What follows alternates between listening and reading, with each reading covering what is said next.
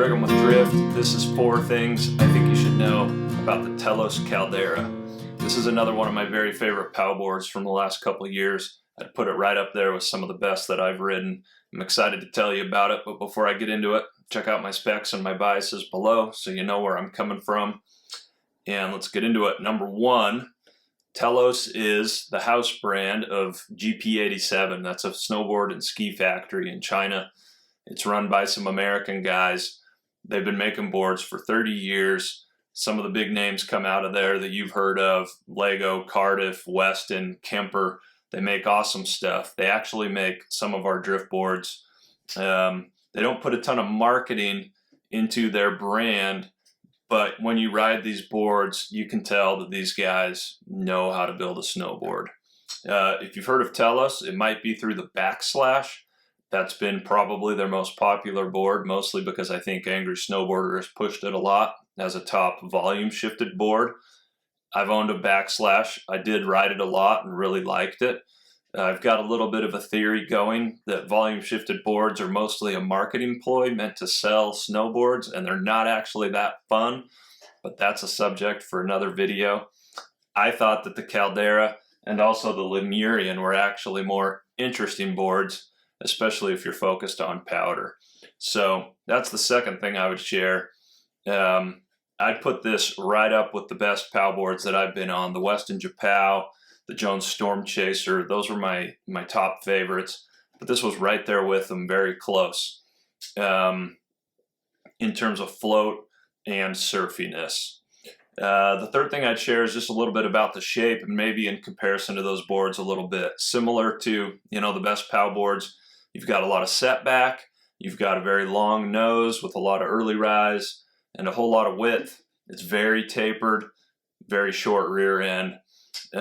This has a little bit of backseat camber, so I would say it's a little better in firm snow than the Storm Chaser. It's a little softer, I think, than the Storm Chaser, and probably also a little softer than the Japow. But this nose didn't feel quite as flappy to me as the Japow in variable terrain. This is also one of the rare boards that the manufacturer recommends you might size up a little bit. So we rode this in a 164.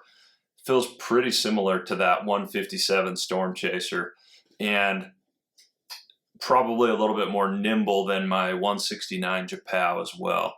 It's got some proper waist width, so good option for a big-footed rider, but it's not like a significantly volume shifted board.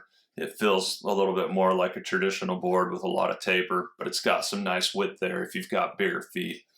And then the fourth thing I would share about this board is that for this kind of a shape and this kind of performance, I think it's absolutely one of the best deals out there. You're coming in just over $500.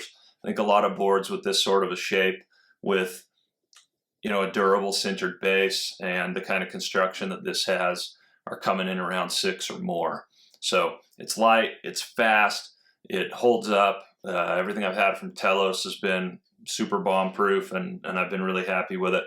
And I don't know if they have any left, but they've also had killer clearance deals in the summertime. Again, because they make these boards and they're awesome, but they don't market them a whole bunch. They don't have a big team. They're not doing a ton of stuff on Instagram or anything like that. Their main thing is building boards for other brands.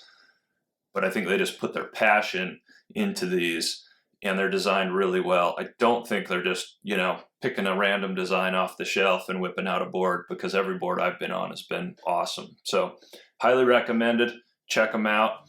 This is the Telos Caldera. Let me know in the comments if you got any questions or any insight you want to share. Thanks for watching.